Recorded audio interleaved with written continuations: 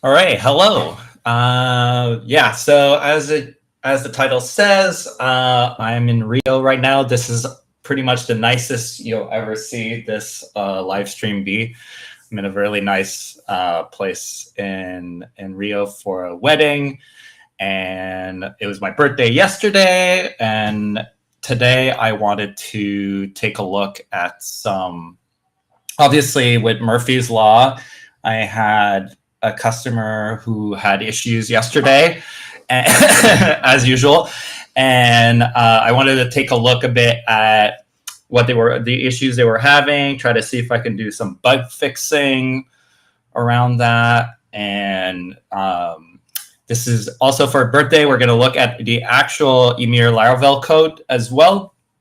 So I'll work through what happened yesterday with that customer and what we're going to try to fix today. So let's get started. All right, so I'm sharing my screen. Yes. All right, so looking back, bringing up Slack here. So yesterday, I had a customer who's trying to set up some new projects in Ymir, and they were running into, they're more security conscious. So with Ymir, usually I suggest that you create an admin role. It's not the best, but security is always about trade-offs. So the trade-off is that Ymir at this point uses close to 20 and counting AWS services. So in order to make this easier for people, why did this change? In order to make this easier for people to stop switching. Okay. In order to make this easier for people, I usually suggest just make a role with full admin privileges. If you're a more security conscious, I suggest instead that you create a separate. So the way AWS works is that you have an organization. So Ymir would be the organization, or if you work at an agency, your agency would be the organization. And under that organization, you can create accounts.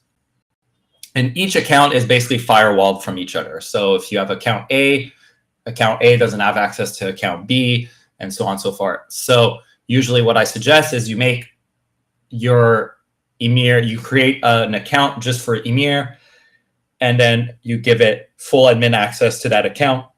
This allows things to stay more isolated from one another.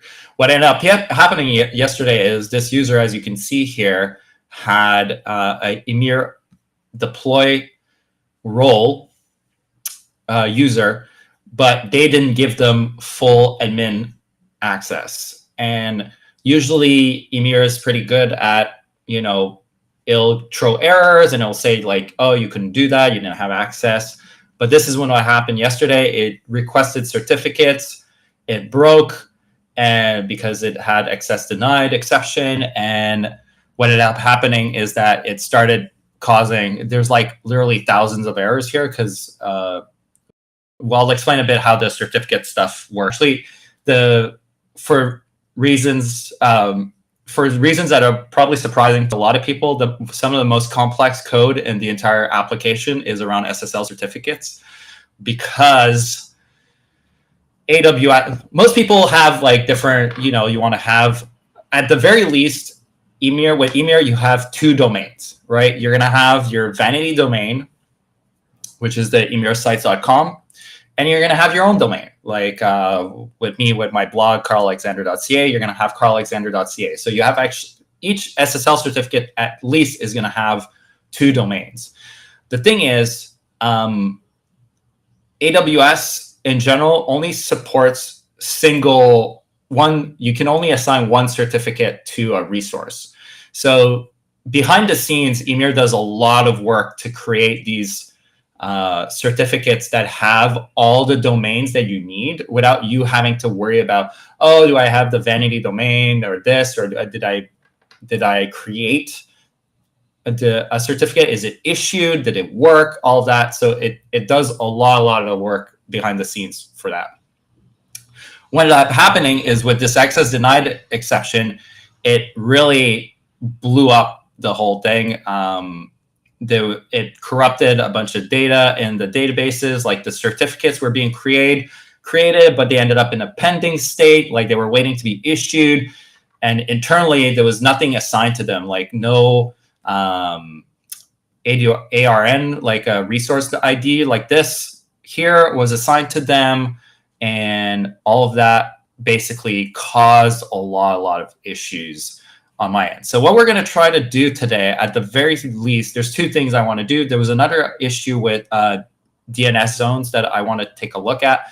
But right now, the first thing we're going to do is try to figure out, and I say try to figure out because I haven't touched the certificate code in a long time. I'll show you, is figure out, okay, what happened here, the access denied exception? How do we make sure that instead of the certificate staying in a pending state and then Ymir constantly, like, that's why, like, there's like, it's hard to see, but there's like hundreds and hundreds of these errors because it's constantly trying to issue the certificate and it's not working, and it was spamming me, and basically it was stuck in a loop. So I had to clear out some stuff in the database and production. Good. Very rare that I do that, FYI. Like, I really don't want to, but it was so messed up that I had no choice because some of the data was corrupted in a corrupted state, and it, like, basically an unhandleable state.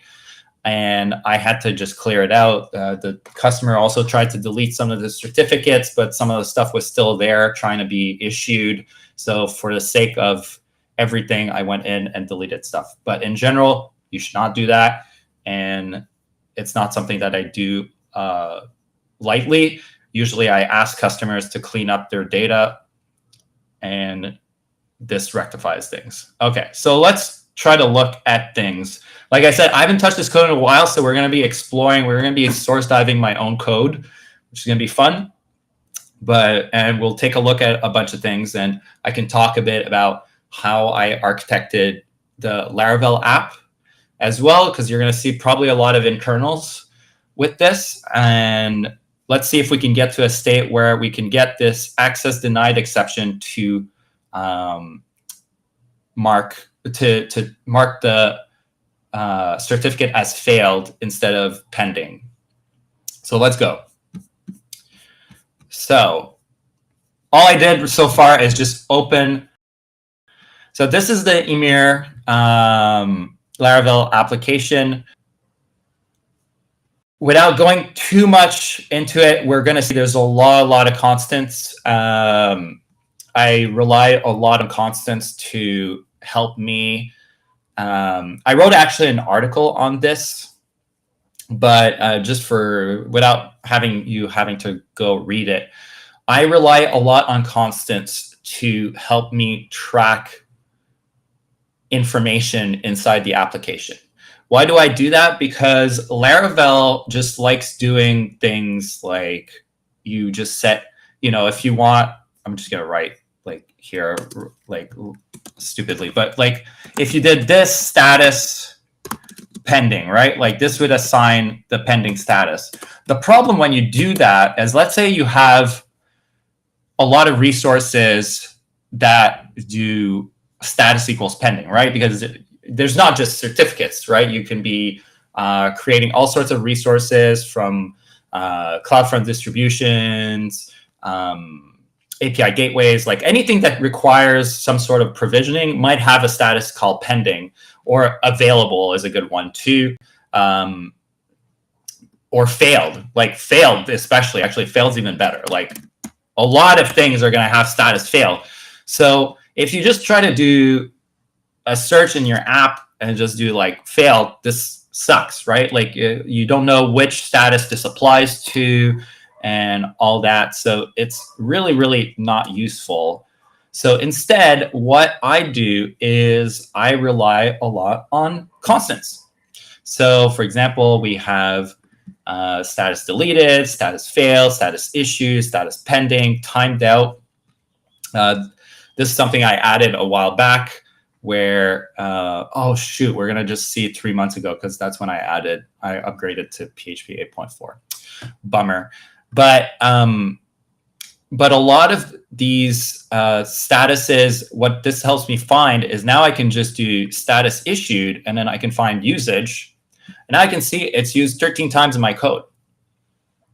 So in most of it is in tests, but this makes it way easier, way easier for me to go and be like, okay, where, for example, here we're concerned with status failed, right? So like, where is status failed used? So right now it's used here, and basically I also do all the possible statuses which you can use when you're validating. Do I even use it in validate? Yeah, I've like set status attribute, and then basically I can say, oh, this is in the valid status attribute. Maybe there's a better way to do that in Laravel now, but again, we're at Laravel. This is still Laravel 11, but we're at Laravel 12. I think I started on Laravel 7. So this was a really clean way of handling all of that. But what we want to do here is deal with status failed. So where is status failed used? And as we can see, it's not used a lot, actually, which is a bad sign because now we know, for example, that it's not updating. So here we have, actually, I need to talk about this as well. So let's finish this, and then I'll explain another architectural decision that Ymir does. So, but what we can see here is that with status failed, it's not being used a lot. So actually, I'm not covering a lot of situations where there could be errors, like what we got. Instead, we're going to be stuck at status pending, which is the starting state.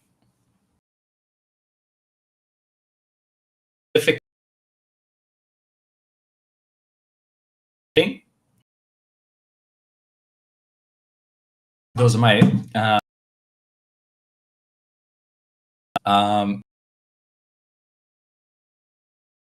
so I use static factory methods with Laravel models.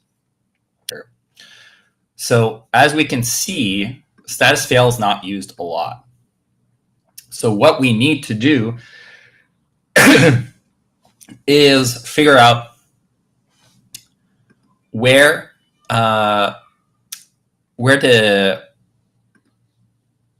we need to add the status fail. So we need to add a try catch block somewhere, and possibly, and if I bring you, so we're going to look, let's hide this for a second. Should have done that, but that was production database. But if I look here and we look at Ymir local, and we look at certificates, there's nothing here, but we can see the columns. Again, this is annoying me. You can see ID, cloud provider ID, region status in use, resource ID, created, updated app. So we might need something that says, like, if we're failed, why that is, what the failed status is. I'm not sure we're going to get to that today, but it might be something I need to add a bit when I do deployments. There's a failed message here so that we can store something in the database that explains why the certificate failed. But for now, we're gonna stick with just statuses and not put a failure message. So let me just look if there's any comments here in chat, because I don't know how to check. Where do we? I'm not even sure. I think it's just me. It's still just me. Okay, so I'm talking to myself. Perfect. That's what I like. So we have status failed. So then what we need to figure out here is we need to talk about how Ymir handles things internally. And that's bringing up the concept of tasks. Now, if you're in the Laravel world, you'll probably know tasks as actions. So the idea with tasks is that I needed a way to convert what they call units of work. So I need a way to break down things that I wanted to do in small chunks that I could easily test and reuse. And instead of doing it in the models, instead of doing it in the models, Ymir, the models are very, very dumb. Like, it's basically doing stuff like is pending, and then you just check. I'll also explain this usage here maybe a bit later, but basically is pending. It's just really, really simple things are done with the model. The models, they don't contain any business domain logic. They're really more like data objects, pure data objects with very, very small amounts of business logic in them. Most of them are like things like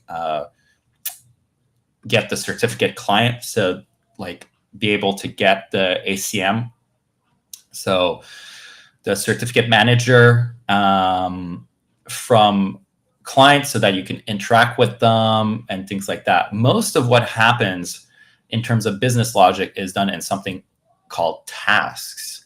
So everything's a task, and the Laravel application is just going to basically do a lot of work and either queue these tasks, run them directly. Everything's a task. Whether you interact with the API, with the web application, everything falls back to a task. So, and all the tasks are namespaced by their resource. And for example, here we have certificate.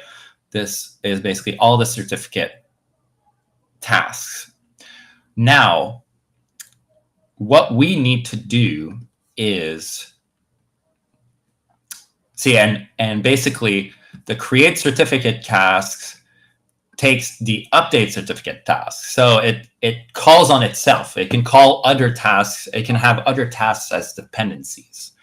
And there's different interfaces. So we have the certificate interface that says basically you want to perform a task, and we always for helping with PHP stan and typing, each model basically has its task interface.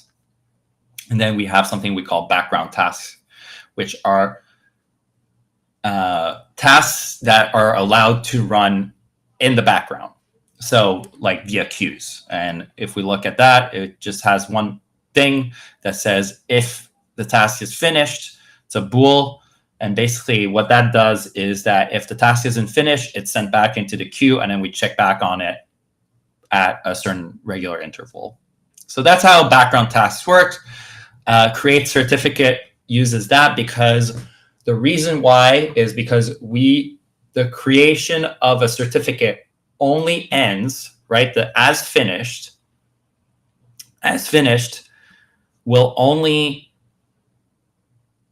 return true if the status is no longer pending, which is, again, if we go back and we think about what was happening before with the bug, it was stuck in pending and in a loop. So basically, the create certificate cast would never finish.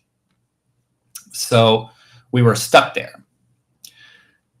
And right away, I can see why we were having that issue, because when we're performing the task here, when there's an exception, we report it, which I think is a Laravel helper function. Yeah, it's a Laravel.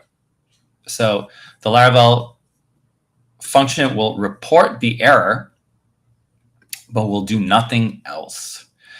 And that is a problem, because what we need is we need it to fail in this scenario, because here we have our perform here, which checks if the certificate exists on the cloud provider. So that's just basically a way for me to always validate that we're dealing with the resource actually exists. So it's not like something imaginary. So it uses the resource number that AWS has and checks if it exists. If we look at the code and certificate with that, it's just, we check first if the model exists, and then we try to get the certificate details, which is just a helper function that gets basically the certificate from AWS. So if the certificate exists on the cloud provider, we try to update it. And there's all this logic here. So if, for example, if is as validation fail, it'll set status as fail. Otherwise, it'll set at issued. But here, we're not doing that. So instead, what's happening is that we were creating the certificate constantly, right? Because it wouldn't exist on the cloud provider, because we wouldn't be able to create it. It would call create certificate, which would do this, set it as pending, fill it, save it, and fill. Well, it would fill the get certificate details, but none of this would work. This would fail. And I'd report the exception, and then it would loop indefinitely. So what we need to do here is we need a way to short circuit this. So how do we do this? Well, this is pretty straightforward. We just need to, I mean, relatively speaking, what we need to do is something like certificate. This will be perfect. I'll be able to explain the way I handle things here, but we'll do, see, the autocomplete from Copilot figured it out. Basically, we need to do something like this, but actually I am realizing that we want to do fill and yeah, we just actually don't even need to do more than that. We do fill with, we don't actually need this. So this, and save it. I like doing it in 2-step. There's actually another method. I think it's update. Yeah, update attributes. I do fill then save. But we basically need to do this, right?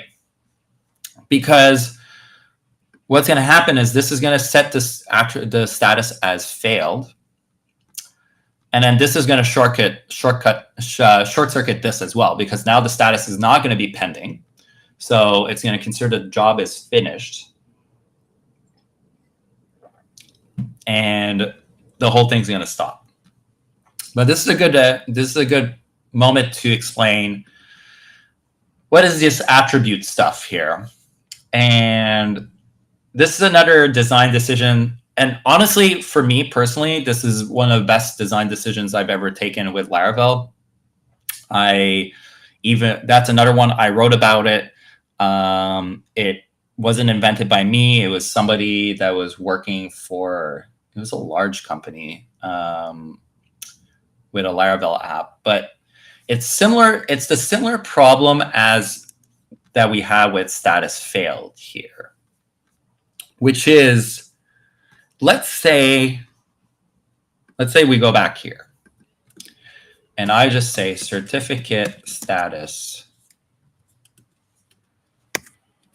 and we'll just do the full normal Laravel thing. So this would be the full Laravel thing. If I'm just going to delete that, like you could do something like this, right? Or you could do fill and then do status failed.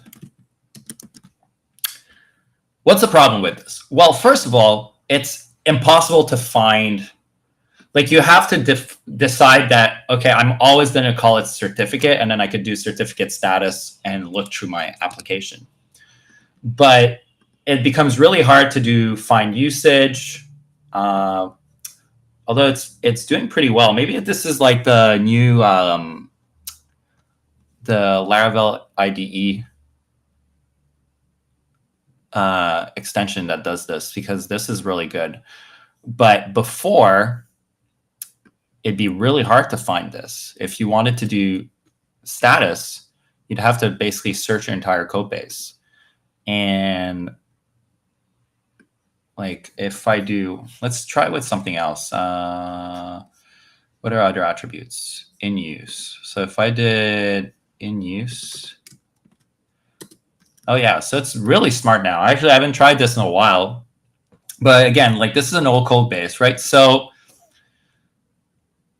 with this, and I still prefer not relying on this, because this really, I'm not actually sure if it's, so I use settings plugins. So I pay for Laravel IDEA or whatever,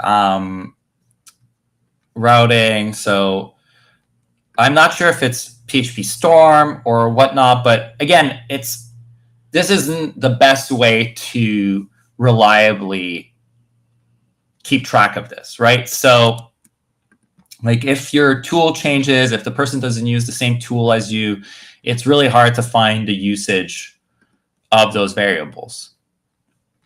But if you use constants are super easy to track. You do find usage, and this is like built in. Every IDE on the planet will be able to do find usage. If you give it a constant, it will be able to figure out, cool, like these are where all this attributes. So what this allows me to do is really have a way to find, when you're doing search and replace, but also when you're doing code upgrades and things like that, it makes it really easy to find where those model attributes are used.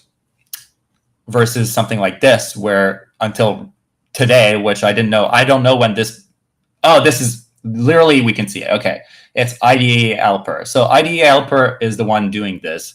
So basically, without this extension, you can't do this. So unless you're paying for IDE helper, you can't do find usage, which, to be fair, is super awesome that it's able to do that. But also just like it shows you like how hacky you have to be around some Laravel magic to get it to work, which I didn't want to rely on that. So I rely a lot on constants to do that work for me. So we need to go back and do fill, and we can see now it knows exactly what I'm doing. So it's status failed and this, and then we report the exception. So this here would be most likely our bug fix. So because what's going to happen is, let's say the only other time that we're using status failed is here when we have validation failed. Otherwise, there's some stuff here that tested for my tests, but really status fail is only used when we get the certificate details. So certificate details is an object around the AWS certificate. So I have certificate, which is the Laravel model, and we have certificate details. That's been a bit tricky to get the right naming for all of this, but basically inside the cloud providers, I track all the resources. I have objects for all the resources with all sorts of helper functions that help standardize things and all that good stuff. So if the certificate on AWS is in a status has failed validation. So what does that mean? It means that you did not create your DNS records to authenticate that you own that domain, and the whole certificate provisioning process failed. When that happens, you get a status fail. But that's the only time it's used. But now we need to actually do more than that. We need to assign that status also when there's an exception, instead of just reporting it, which is really an oversight on my part. That should definitely have been there right from the beginning. So now we have our fix. I do want to check if I use update. Sorry, I want to be somewhat consistent in my code base. And like I said, I don't use this all the time. Okay, so I think I standardize on fill. Yeah, it definitely looks, yeah. So I do, oh, that's the create certificate, but fill, save, and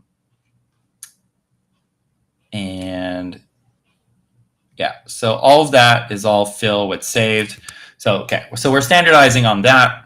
Again, you can choose to do whatever you want with your own Laravel application. What's really important for me is that I need to keep things standardized, because some of this code is old. You know, like the last time I worked on this was 3 years ago. Yeah, and some of the code's even older than that. So when you're working with large code bases like that, it's important to try to standardize how you're doing things. So for me, I standardize around fill plus save. But you may do, like, I could actually even do something like this as well, but I like the 2 steps. That's a personal choice. So this will fix our bug, I believe. So let's keep this open. Create certificate task. Create certificate. No, it will be certificate. Now, the thing I want to check is, can we test this? So here we have the testing code for the certificates. And what we're trying to do now is we're going to try to do one where we're going to get a failed exception. And I'm trying to determine if that's going to be possible, because I would need to have an AWS account with no permissions to create the certificate. So I think we might be a bit, I want to say boned here, but it might not be possible. Test background certificate with a personal subscription. Yeah, this is just for tags. Create, update, delete with, yeah. So the way these tests are structured, so these are integration tests. So I'm trying to test, instead of testing each task individually, it doesn't make a lot of sense, because what we're trying to do is I need to clean it up, right? So I could do a create certificate task test, create the certificate, and then I need to clean it up. And how am I going to clean it up? Well, I'm going to use delete certificate task. So instead, what I'm doing is I'm testing all the tasks at the same time. So here in the test create, update, delete with an issued certificate, what it's going to do is we have a certificate that's already issued. We're going to create. It's going to ensure that creating resets the relevant attributes. And then we're going to call the update task. And then we're going to call the delete. And once that's done, I always call it twice. This is just as a safety thing, because I want to make sure that you don't get an error. You shouldn't get an error. If you're trying to delete a certificate and it's already gone, it should do nothing, essentially. So that's what I'm testing here. But basically, I decided to wrap all those tests into one thing. And here as well, I'm doing it with a timed out. Delete certificate works on timed out certificate, same thing. So very, very, very simple stuff here. But because of this, I don't think we can do the fix. We can do a test here because the account that I use for testing isn't restricted.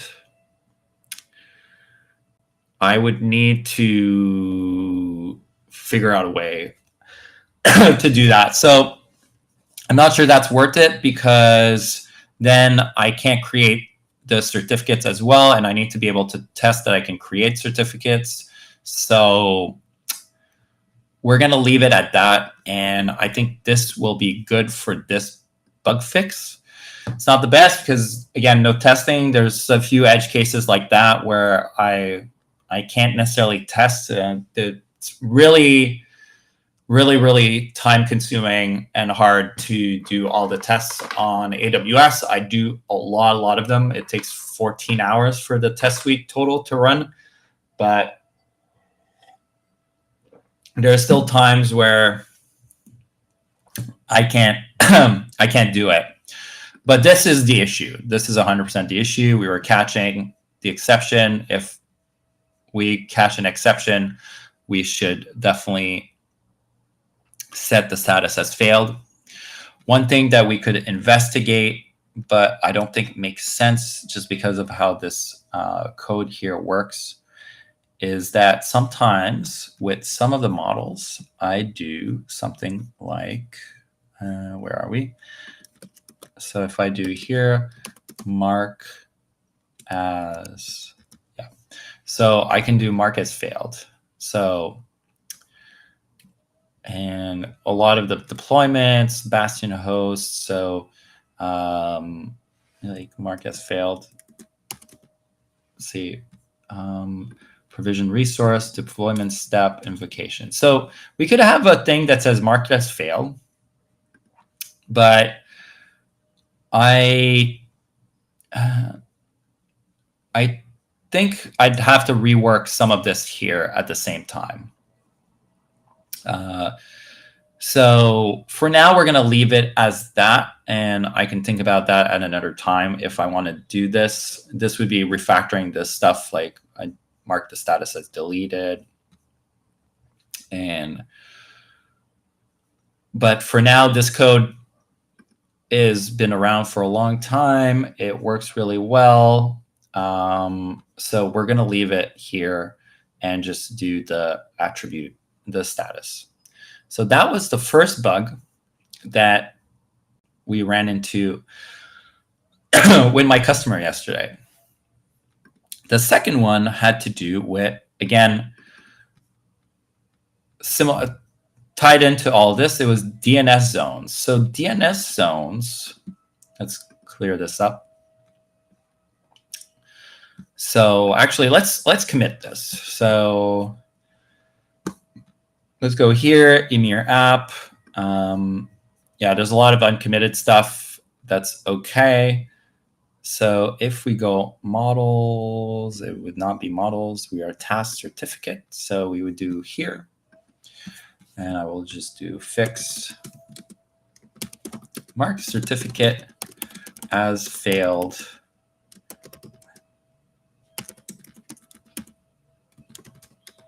Is thrown. Okay. Perfect. So that'll be it for that. Let's look real quick. I don't even know where to see if there's chats. Oh, chat would be here. Good. Okay, cool. I'll leave that open. So that covered this one. Now, what we want to do here is, ooh, this isn't used anymore. Interesting. Might need to clean that up. Because the way, yeah, this is interesting. I need to dig into this. So with what ended up happening here for this DNS zone was that the DNS zone was created, but if we look here, is this the correct place? Yeah. if we look at DNS zones, so DNS zone is basically when you is what manages, like, let's say you want Ymir to manage your entire domain. It's called a DNS zone. So the DNS zone is where you create DNS records, which are all tied here to the DNS zone ID, and then you type value alias internal. So when you have a DNS zone, you need a resource ID. The resource ID in Ymir is always going to be the internal reference. Here it's just AWS, and it'll probably always be AWS. It's basically the ID in AWS of, let's say, the example here, McLaughlin.net. If it was on AWS, what was the resource ID for McLaughlin.net? And that resource ID is really how we interact with AWS via the APIs and all that good stuff. What ended up happening yesterday is that they got stuck. Oh, there's email identities. Cool. Email identity column DNS zone. Interesting. It probably just means that I'm not using them, but it's possible to use the code somewhere. But going back to our DNS zones, it was creating the DNS zone, but it was leaving the resource ID as null, which is a big problem because they were trying to deploy, and the deployment would fail because it would think that it was giving a weird error. It was giving an error related to the SSL certificate. So we have to figure out. Let's go back to Slack for a second and look here. So if I scroll, this was happening still this morning because I talked with my customer this morning. Oh my goodness. Okay. Yeah, so change record, argument must be of type 0, null given. So it was update certificate. So deployment task job, assign SSL certificate task, update certificate. So this would cause an error because it would basically do. They would try to deploy, but then the deployment would fail and say no SSL certificate found or deployment, which is not true. That's not what was happening. Well, I mean, it's true that's what was happening, but it was a cause and effect, right? 805, 809. Yeah, 805. So wait, no SSL certificate. So 805, no SSL certificate. And then same thing here. It would do change record. Argument 4 must be a zone. This would happen. Ensure DNS zone validation record exists tasks. So let's go look at that. So ensure DNS zone validation reason. Yeah, so this takes in another task. Again, like I said, we chain tasks, right? Like we really want to have things be based on units of work, because here probably the change DNS zone is used in multiple places. Unclassified usage, yeah, it's used at least in 2 tasks. In the deployment, so this is what using tasks/actions in Laravel does. Is that it lets you break down things into unit of work. So I can be like, okay, I want a task that basically lets me change a DNS record. And you pass it a DNS record and it will perform, it's not a lot of code. Those those tasks could be like 3 lines of code or 2 lines of code. What's important is the concept of unit of work. So what you're trying to do is like break down your code into small chunks that you can both test and reuse. And that's what like change DNS record does here. I'm going to look real quick at, actually, let me just look at my phone real quick. So, okay, Toby's telling me to read the chat. Hey, Toby. Okay, thanks, Toby. Yeah, I'm bad at reading the chat. And so, units of work, super important. I think this is like the way. I think even most of the Laravel core team has shifted that way as well. If we look at some of the code from Laravel here, I'm trying to think. I think Fortify uses action. Definitely uses action. Yeah, Fortify uses actions. So they decided to use actions as the term. The problem for me is that I use actions for something else. I use it for my HTTP requests. So I call actions like every endpoint is an action. This comes from I'm not going to look it up right now, but basically you break, instead of having controllers which do all these CRUD things, you have create, update, delete, modify, no, create, read, update, delete, CRUD. So instead of doing that, I break things down into individual actions. So for example, add bastion host would be just one task. And if we go into here and we look at the roots, it'll just be call this action for all the bastion hosts or network bastion host, add bastion host, and this is how I decided to design things.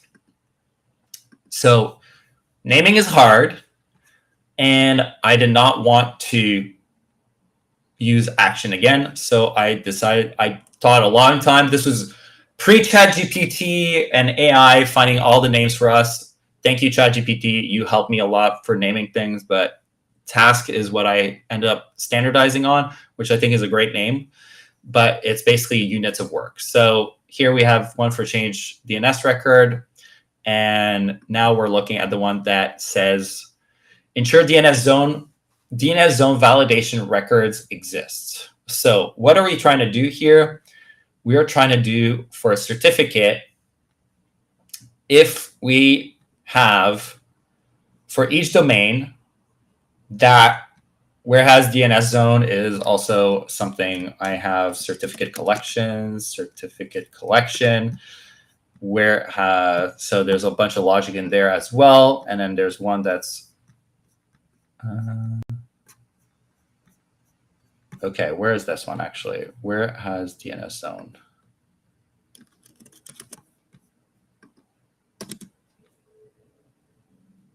Interesting. Where? Oh, this is in directory. I'm an idiot. Okay, sorry. Okay, certificate domain collection. Sorry, certificate domain. Oh, right. So we have certificate domains, and then where has DNS zone? So certificate domain collection. Here we go. Okay, certificate domain, and then first covering. I won't go into all of them because there's a lot and it's complicated, but basically get all the domains that are tied to a managed DNS zone. So what are the domains where we are managing the DNS zone? And for each of them, we're going to get the validation record for those. If it doesn't have certain fields in them, we continue. Otherwise, we change DNS validation zone, except DNS zone is not going to work here because the whole thing was null. So if we go back here, it does change record, and change record uses basically the change record, perform DNS record, change DNS record task.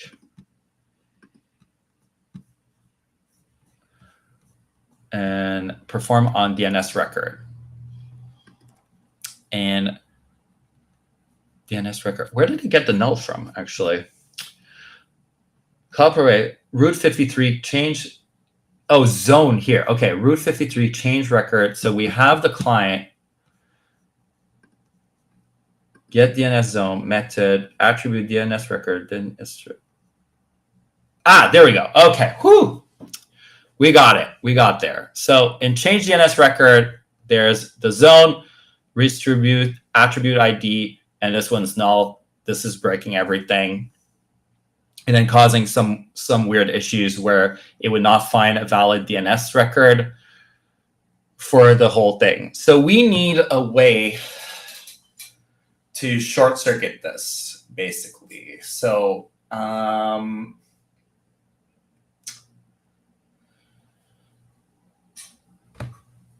because we can't, I think the fix is here. Because this is just some safety code. So this part here is there for the purpose of, I'm just going to check the, okay.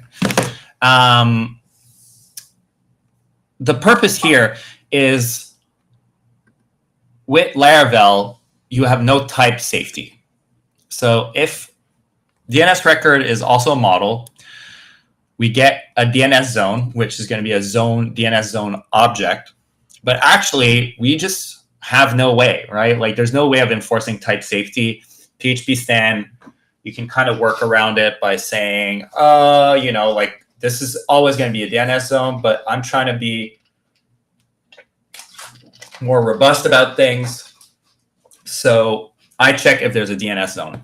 But what we need to do here is we actually need to do something else. We also need to make sure that else if, and so if we look again at the code here, it will say that change must be a zone string null given. So what we need to enforce is that for DNS zone client. So let's go root 53. So root 53, we have change record, which can be a zone or a string. And the other option is change alias, which also needs to be a zone or a string. So what we need to make sure is that if the zone resource ID, so trying to decide if I want to do, let's do, yeah, I think I want to do resource ID like this. Resource ID is this. And if resource ID is not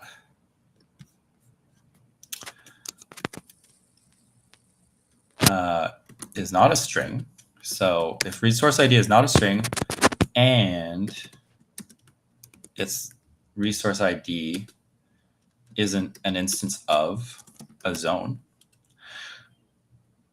So zone is the resource for, yeah, this is not what we want. This is what we want.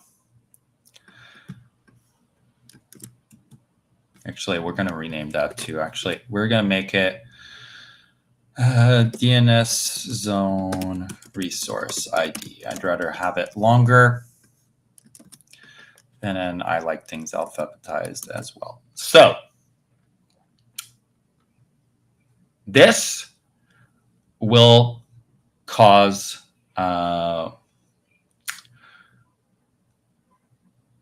no resource ID associated with the DNS records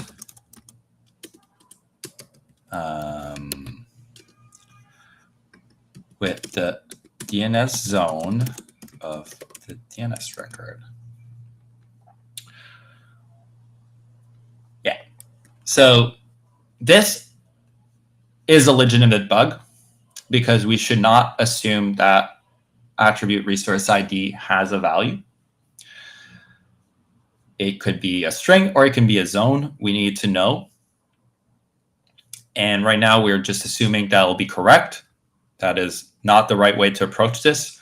We really want things to be type checked as much as possible. Again, this is the advantage too of having these small units of work.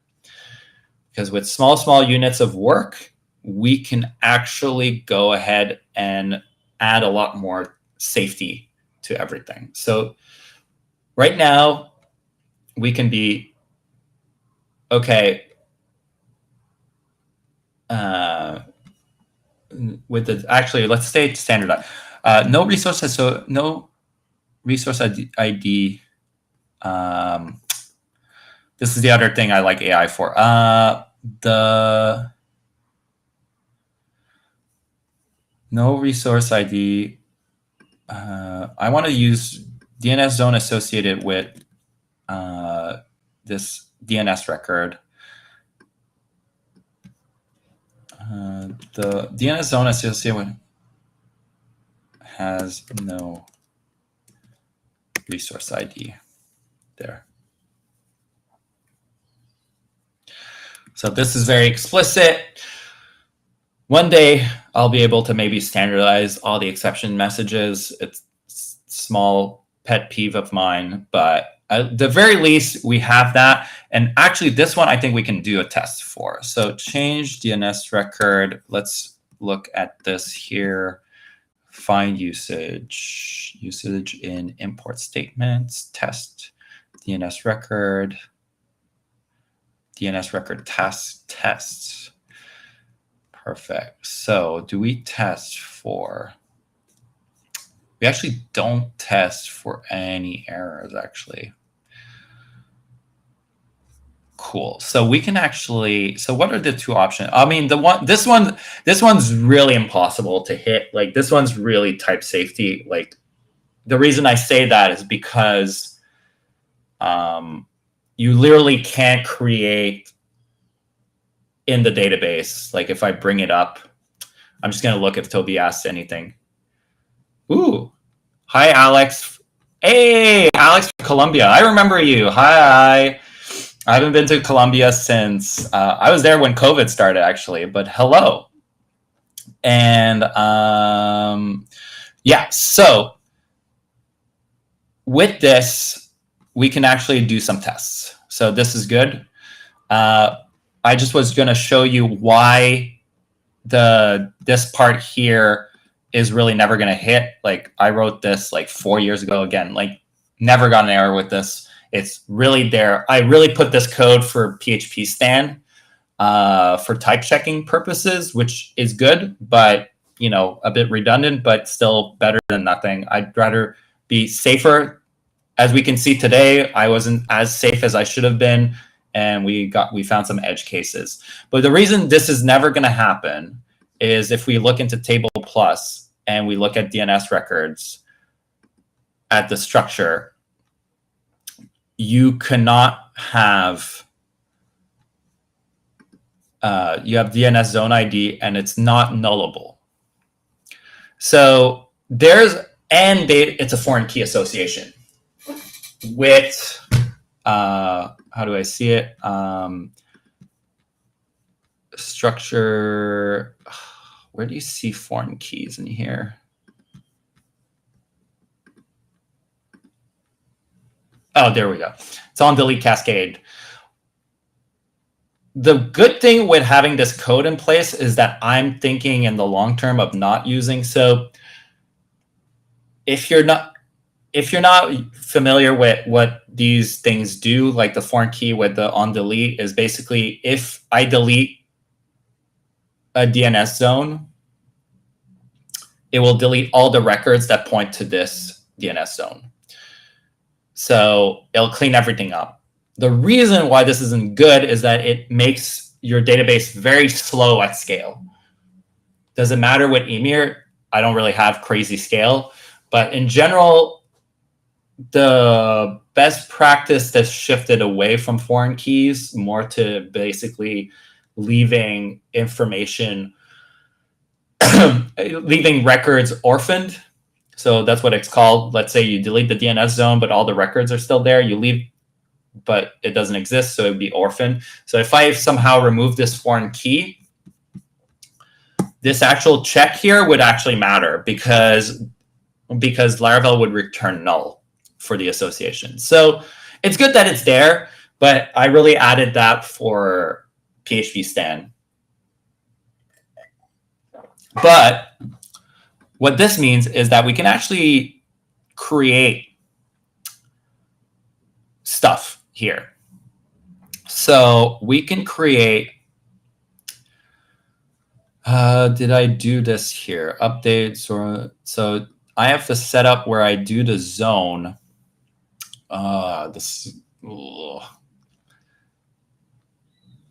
Zone, get tired, delete. So yeah. Okay, so we need to do something a bit different. So here, I'll explain a bit what the test does. So the setup here creates a DNS zone that's common for the test.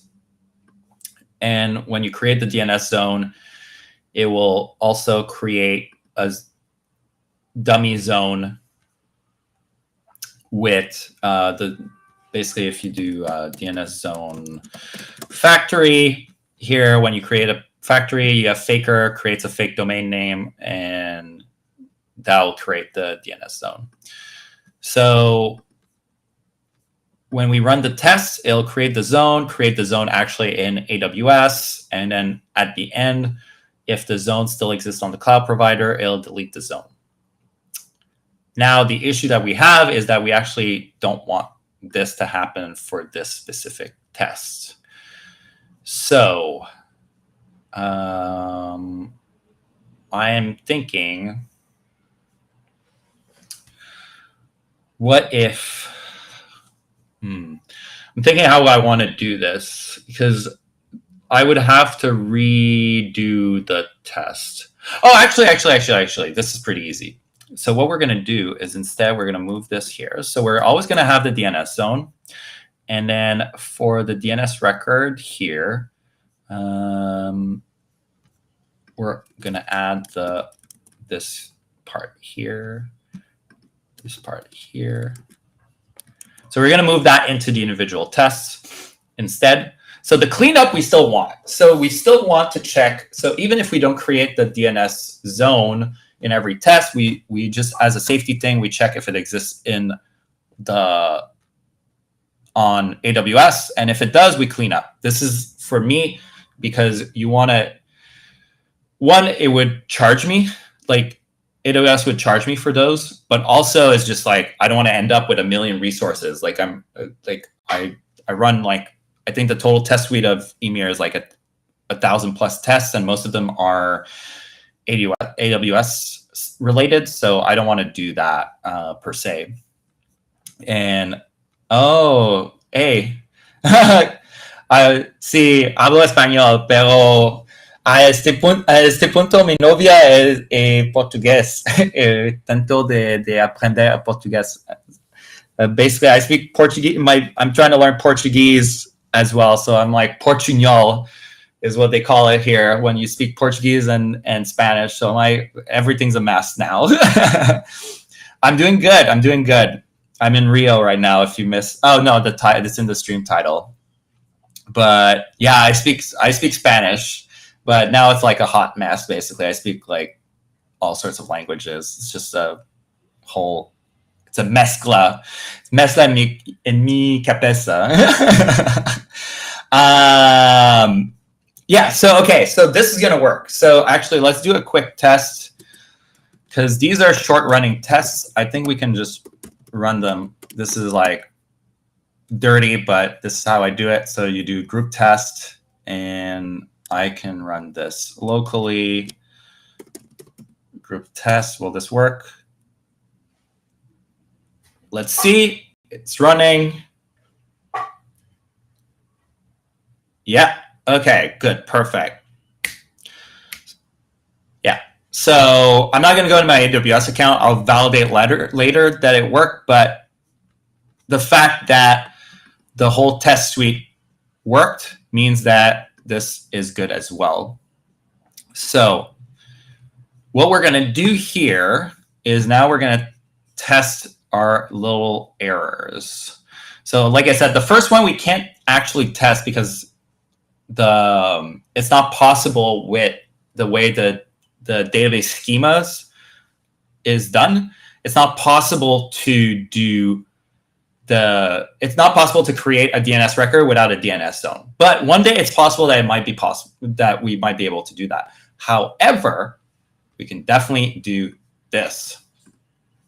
So let's see what happens if. So, okay, so this is like my super ghetto thing. So we're going to do, we're going to copy this test entirely. Change record fails if DNS zone has no resource ID. And oh shoot, I forgot to share in Discord that I was doing the live stream. Okay, I suck at that. Toby is gonna yell at me. It's like, you suck. And it's like, but I forgot. Okay, so let's do group test 2. Yes, I am super. So we're gonna remove this here. And what's gonna happen is we're gonna get an error. If everything works as we expect, yeah, the DNS zone Australia has no resource ID. So we're super Gucci here. So actually we won't need any of this, any of that, any of this. So all that we need here is we're gonna need this expects exception. Yeah, runtime exception class. See, Copilot sometimes is really fucking good. Sometimes it's super crazy bad, but this time, magic. And the next thing is change DNS record fail. I think this is in alphabetical order. But that's it. So we can clean this up here. And we have this here. So I think we are in business. Actually, let's do the whole thing real quick, just as a sanity check. Let's run it again. But we should be really good here for that part.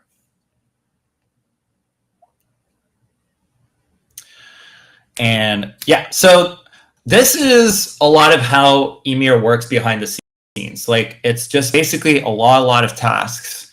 There's a lot of them. Like, most of them have at least some form of CRUD aspect, but some of them, like, especially, I mean, the deployment ones have like everything's a task, and they use other tasks, and it's really the cornerstone. Most of the business logic is here. Not completely, but a good chunk of it is here.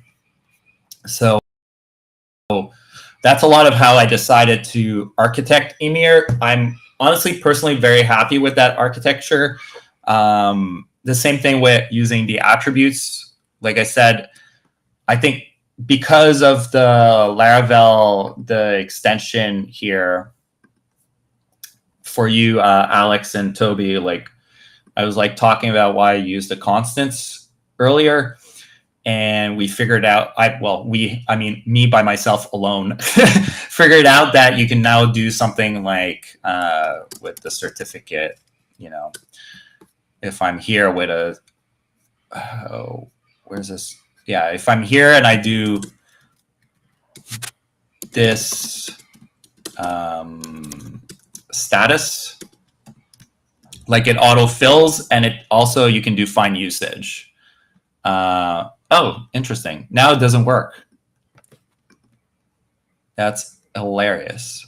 Yeah. So basically, this reinforces the point I was trying to make before. Is just that this is super unreliable. Meanwhile, just using attribute status here, super reliable.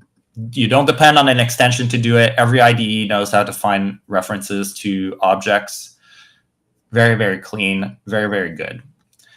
But yeah, so, okay, let's commit this. So where are we?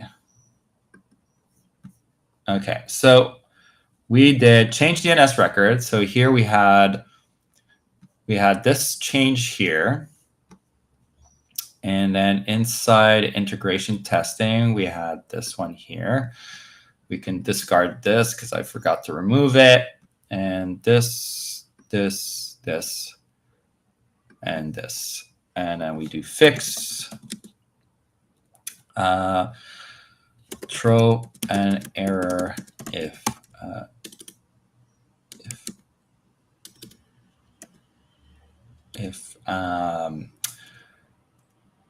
DNS record,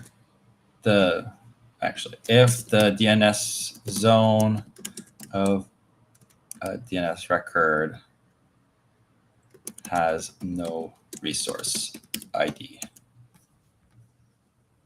When changing, throw an error when the DNS, yeah, this is good enough. Yeah, so this will solve this bug as well. Now, it's not perfect in the sense that I would way better like it if this was self-healing in some way, because this is not going to help. Because now we know that, I mean, it's still better for because my customer was getting this error, no SSL certificate found for deployment, which was like completely irrelevant to the error that the issue at hand. Like, it had nothing to do with SSL certificates. It had everything to do with something in the database having a corrupted state that the application wasn't handling. So it's not the best, because really what we want is to not get in a situation where the resource ID is empty. So let's try to see if we can also fix something around that. So actually, let's just go into the DNS zone. I'm also going to look if you, oh, no other comments. Who's still here? I don't know who's still here. One person's me, and then I don't know who the other person is still. But yeah, so the next thing we're going to do is DNS zone. And interesting, where's the resource ID? Self. Oh, yes, this is actually a resource ID is part of an abstract class. So every resource has the resource ID.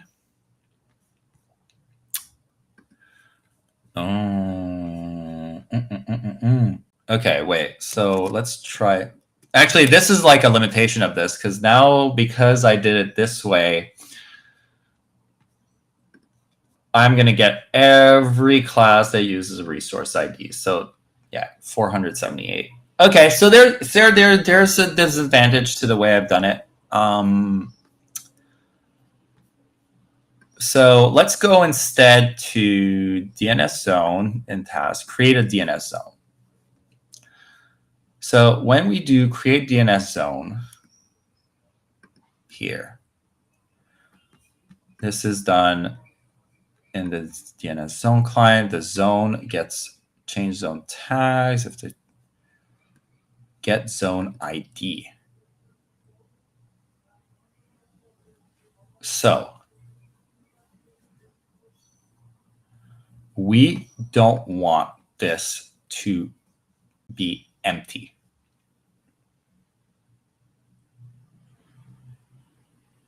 That's a bug.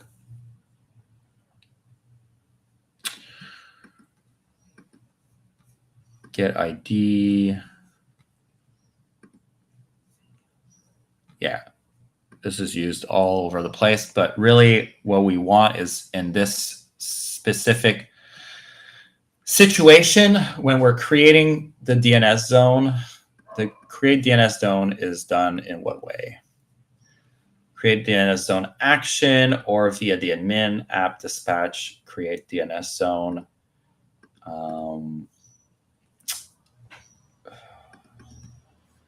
This isn't done directly. It's like it's a background task. It's not a background task. Interesting. Dispatch this dispatch tag, dispatch on new task. Yeah, why aren't we doing dispatch task now here? I think we want to do now. Okay, so this is good. Create, so let's clean this up. So I think I'm going to want to do this here for the back end. So this is create zone form. And the create zone task here. So create DNS zone, we should not allow it to be empty. DNS zone exists on cloud provider, perform. So when we do the zone here, create DNS zone from request, that's fine, dispatch task. I mean, when do we use dispatch task now, actually? In the actions, database slice, create email identity, create. Yeah, why aren't we doing a dispatch now for this one?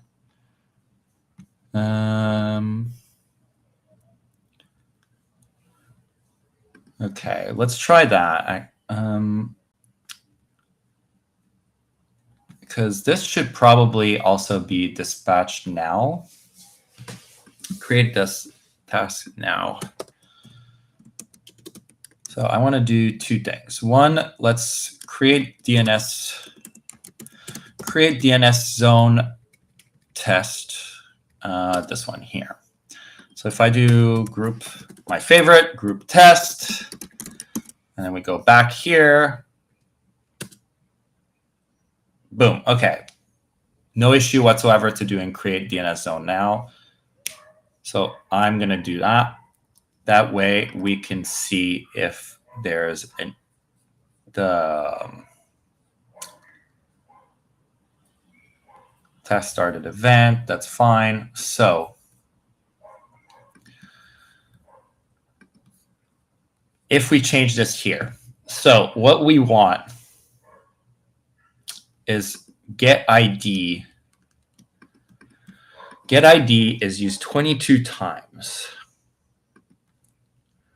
And hosted zone ID or zone, get zone ID, get zone ID. I'm trying to figure out if there's a situation where I expect this to be empty. Because I think that what we need to do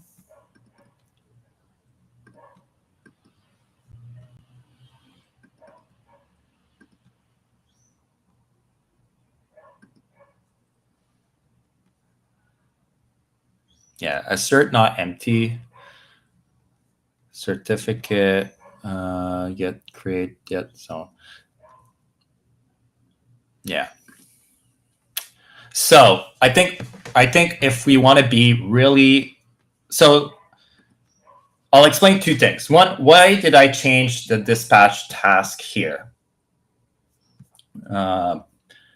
So internally to Ymir, we have two dispatch tasks. Basically takes those tasks that we were talking about and sends them to the queue as there's a task job basically that takes all the information.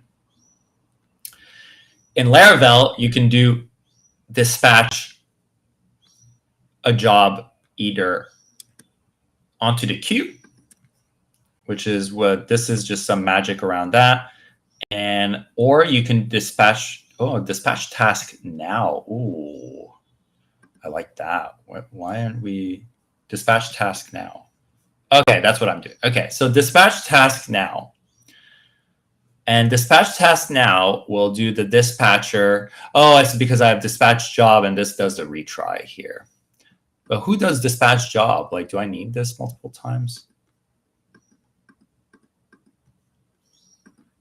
Start deployment. Okay. Ah, yes. Okay. Could. Okay. All right. So the dispatcher has dispatch now. So if you're not familiar, dispatch is a command to its properly in the current process. So when you do now, it doesn't send it to the queue. It just does it right away. So that's the big change that I'm doing, is because the create zone is really an immediate thing. There's no delay. Like, that's why I have some tasks that use dispatch now.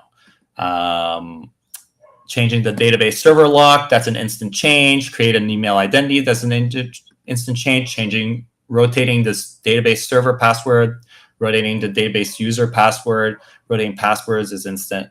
So there's just some things where you can do it right away. And the bonus is that if there's an error, you're going to see it right away as well as a user. So you're not going to end up creating it and then wondering if there was something that went wrong, and not knowing that something went wrong. So this is perfect. We're going to do it that way. And this will allow us to catch this weird edge case here. So going back to our create DNS zone here. This is just a test that we got rid of. So create DNS zone task. So what we want to do, I think what the cleanest way of doing it is here. So in AWS, when you get the resource ID of the DNS zone, it always used to start with hosted zone, then the ID. But really, we don't care about that at all. What we want is just the ID. I forget when, if we look here, if I do a git blame, why did I make this change? Show history for selection. Oh, it was because tags. Yes. Add support for tags for all AWS clients. So when you were adding cost allocation tags, it wouldn't like the fact that there was the /hosted zone. Okay, got it. But what we need to do here is we actually, here's a typo. Some copy paste typo. Get the ID of the DNS zone. So want. Let's commit that right away. DNS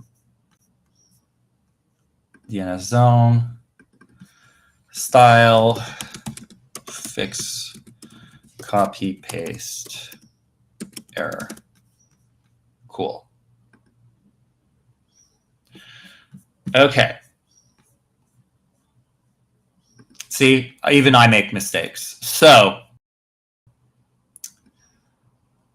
what we're going to do is we're going to do ID here. Return the ID. And if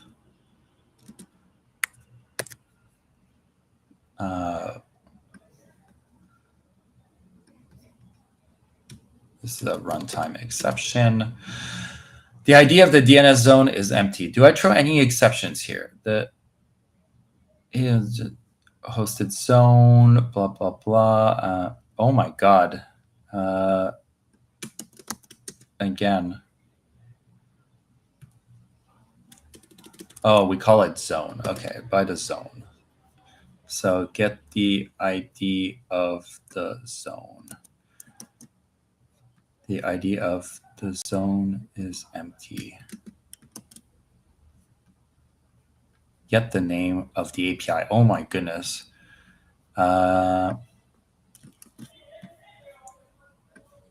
We made a lot of copy paste mistake. Get the domain name. Woo! We did some mistakes here, gentlemen. Okay, so clean this up, clean this up, clean this up, clean this up. Amend the last commit, fix copy paste error. Boom. Okay. So now we have the ID of the DNS zone. So we have this. And is there a way that I want to test this?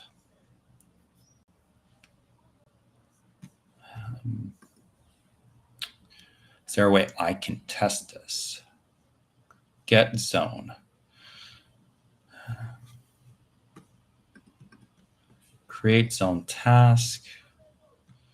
Tests DNS zone. Create.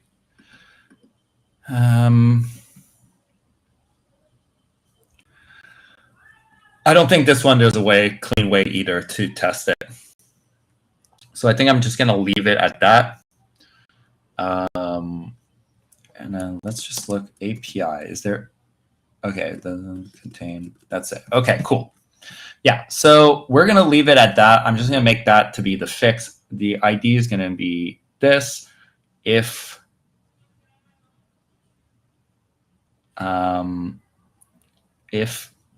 ID, I don't like this. I think I want to say something along the lines of enable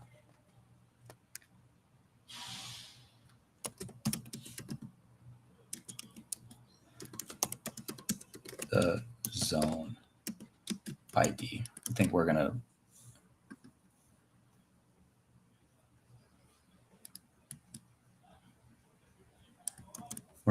leave it at that. Cool. Fix. Don't return an empty ID.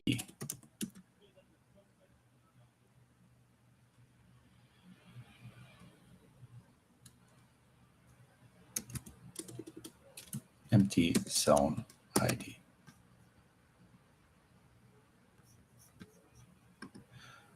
Cool.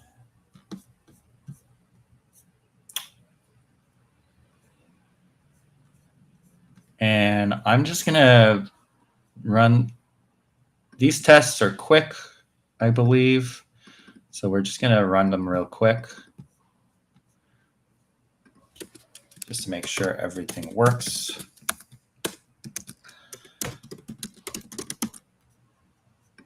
Group test.